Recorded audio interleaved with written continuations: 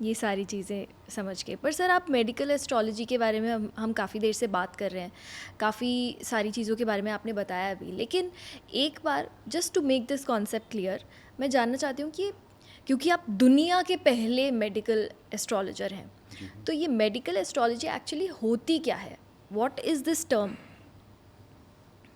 सुन, मैं दुनिया का पहला मेडिकल एस्ट्रोलॉजर वो मीडिया के लिए हूँ, अच्छा। लेकिन ऐसा नहीं है कि पहले मेडिकल एस्ट्रोलॉजी नहीं होती थी। 98 के आसपास मैंने इसको मेडिकल एस्ट्रोलॉजी का नाम दिया था, ओके। क्योंकि अगर ज्योतिष बना था तो वो रोगों को ठीक करने के लिए ही बना था। जब मैं रावण की बात कर रहा था आपके साथ, तो रावण ने जब 5 खंडों का निर्माण किया था, तो उसमें बेसिकली जो मेन खंड था यही था कि आपको इन खंडों का प्रयोग करके, चाहे वो यज्ञस हो, चाहे वो तंत्र शास्त्र हो, चाहे वैदिक शास्त्र हो, अर्क शास्त्र हो, इनका प्रयोग करके आपको रोगों को ठीक करना है। तो मेडिकल एस्ट्रोलॉजी तो बहुत पुरानी है, सदियों पुरानी है, सिर्फ मैंने इंट्रोड्यूस किया इसको नए नाम से। अच्छा। और मेडिकल एस्ट्रोलॉजी जिसमें कि ग्रहों का ना अपने आप ही पता चल जाता है कि अगर सूर्य कमज़ोर है तो हड्डी कमज़ोर करेगा, ओह। ब्रेन, मस्तिष्क, साइनस, माइग्रेन, टीथ, आइज़, हड्डी, न्यूरो में आपको न्यूरो के issue, motor neuron disease, actually बहुत सारे डिजीज़ के मुझे नाम याद हैं ग्रहों से कनेक्टेड, तो अच्छा। सॉरी बोर ना कर दूं आपको सुना के इतने नहीं सारे नहीं सर। नाम। हाँ। चंद्रमा के लिए insomnia, depression, sleeping disorders, schizophrenia, तो ग्रहों के साथ कनेक्टेड होते हैं ये रोग। तो बेसिकली मेडिकल एस्ट्रोलॉजी जब हमने रिसर्च की, जब पुराने चीज़ों में, पुरानी किताबों में फंडामेंट थे, तो थोड़ा सा उसको हमने और डीप डाइव किया कि आजकल के ज़माने के हिसाब से और क्या हो सकता है। और देखिए, मेडिकल एस्ट्रोलॉजी अगर सिंपल भाषा में कहूँ, the kind of science where if any native, if someone can not be treated by the medical science, तो उस व्यक्ति जातक को मेडिकल एस्ट्रोलॉजी से ट्रीट किया जा सकता है। अच्छा। यस। और आपने ऐसा किया भी होगा? ऐसे ऑलमोस्ट जितने केसेस आते हैं, जो हम ले लेते हैं केसेस, एक्सेप्ट कर लेते हैं कि हम काम करेंगे, वो तो ठीक करके ही भेजते हैं हम। और जिनको वाह। रिफ़ंड कर दिया जाता है उन्हें हम रीज़न नहीं देते।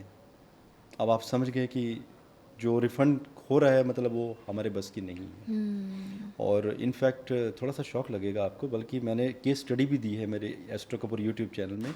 अभी तक मैं एड्स के 4 रोगियों को ठीक कर चुका हूँ। एड्स? जी हाँ। जो कि क्योरेबल ही नहीं है? क्योरेबल नहीं है, जिसका एक हमारे पास किताब है मेरे घर में, ज्योतिष की भी और आयुर्वेदा की भी, ज्योतिष श्याम संग्रह, जिसे मैं अभी सबको डिस्ट्रीब्यूट करने वाला हूँ। उसको मैंने अभी पीडीएफ रेडी करवाई है।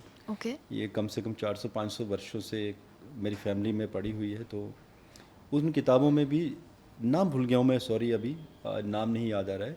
एड्स का संस्कृत में भी नाम है एक। ये रोग बहुत पुराना है और इसका मेडिकल एस्ट्रोलॉजी में इलाज है, आयुर्वेदा में इलाज नहीं है, मेडिकल एस्ट्रोलॉजी में।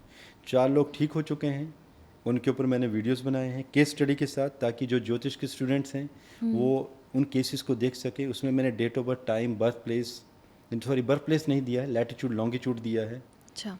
क्योंकि जो ज्योतिष के स्टूडेंट हैं वो लैटिट्यूड लॉन्गिट्यूड से सिटी निकाल लेंगे। ओके। और उनसे रिक्वेस्ट भी की है मैंने वीडियो में कि लैटिट्यूड लॉन्गिट्यूड उन्हें मालूम है और इसको ज़्यादा डिस्कस ना करें, बिकॉज कई बार पता ना चल जाए किस सिटी में कौन था। तो मेल फीमेल मैंने नहीं बताया है।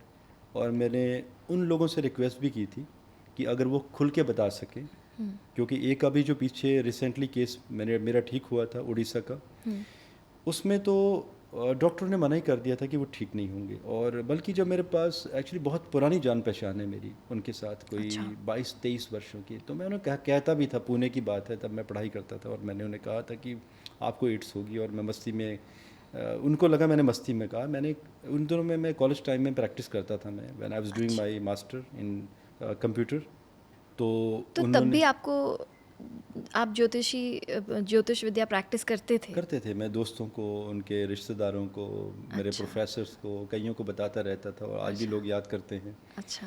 कि आज भी प्रोडिक्शन मांगते हैं, तो आज भी उनको हेल्प करता रहता हूँ मैं। तो जब उस व्यक्ति को मैंने कहा था, तो ही टोल्ड मी कि प्रशांत भाई ऐसे बोला, क्योंकि कलीग थे, मतलब छोटे भी थे वो मेरे से, तो एक अच्छी बॉन्डिंग थी। कहता, प्रशांत भाई मेरी तो कोई गर्लफ्रेंड भी नहीं है, मुझे कोई ऐसा इंटरेस्ट भी नहीं है। तो होता ना कि कभी भी लगता है किसी को एड्स है तो मतलब यू हैव मल्टीपल रिलेशनशिप और you are doing some wrong things. मैंने कहा भाई मुझे नहीं मालूम, क्या है, लेकिन बी केयरफुल। जब भी तुम ब्लड दोगे किसी को, थोड़ा सा ध्यान से देना, because he was a blood donor. हर 3 महीने में मैं भी जाता था, वो भी जाता था।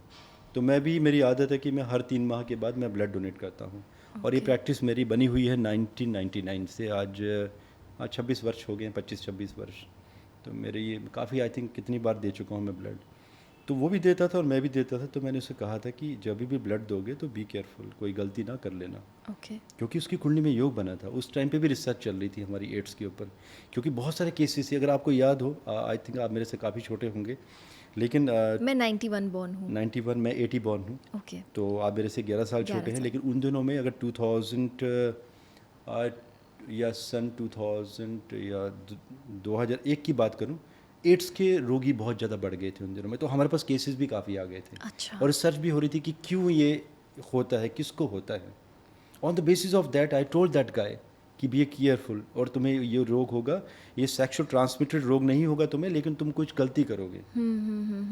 तो ये केस मेरे पास आया था आई थिंक 2022 में। ये वीडियो दिया हुआ है, अभी लेटेस्ट केस है। तो उसका मैंने वो प्रोडिक्शंस कैसे की और रेमेडीज डेट बाय डेट सब दिया है। कुछ ब्लर कर दिया है हमने, अच्छा। ताकि वो उसका मेल आईडी यूज़र का किसी को Okay. ना दिखे। Okay. उतना ही दिखे जितना स्टूडेंट्स को देखना है, जो रिसर्च कर सके। और मैंने ओपनली कहा है कि किसी को अगर ये केसेस देखकर कोई किताब लिखना चाहता है तो मेरी पूरी अथॉरिटी है, फुल परमिशन है कि आप रिसर्च कीजिए, किताब लिखिए, और मेरा नाम दें ना दें मुझे नहीं, मतलब कुछ नहीं क्रेडिट चाहिए उसमें। तो जब ये हुआ, ही कॉन्टेक्टेड मी और कहा कि प्रशांत भाई आपने कहा था एंड आई एम पॉजिटिव, फिर कुछ हो सकता है। मैंने कहा हाँ हो सकता है। मैंने कहा तुम्हारा अष्टमेश 4th हाउस में है, चंद्र गुरु 7 में है, शुक्र की दृष्टि है, सूर्य दिग्बली है 10th हाउस में। मैंने कहा भाई आपकी आयु ही 98 के ऊपर है, अच्छा। तो आपकी मृत्यु योग तो बने ही नहीं है, और you will be cured completely. फिर हमने ट्रीटमेंट शुरू किया and took 17 month only, and he is totally fine now. क्या ये भी पिछले जन्म से रिलेटेड था? यस, पिछले जन्म से रिलेटेड था अभी कनेक्शन। ओह। लेकिन वो व्यक्ति बिल्कुल ठीक हो चुका है, अभी कोई मेडिसिन नहीं।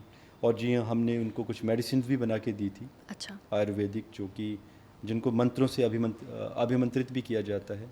ऐसा भी होता है सर? यस, दवाइयाँ जब हम देते हैं क्रॉनिक हेल्थ इश्यूज़ के लिए, जैसे लीवर सिरोसिस के रोगी आते हैं हमारे पास, जो दवाई हम बनाते हैं उनके लिए, तो उनके लिए हम यज्ञस करवाते हैं। स्पेशली उन दवाइयों की हीलिंग की जाती है, मंत्रों से पावर दी जाती है उस दवाई को, ताकि वो पूर्ण तरीके से काम करें।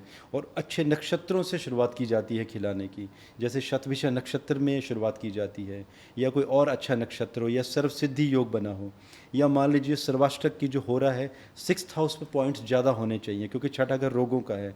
तो छठे घर को जब ज़्यादा पावर दी जाएगी तो जातक जल्दी ठीक हो जाएगा, अच्छा। गुण लगेगा दवाई का। हम्म।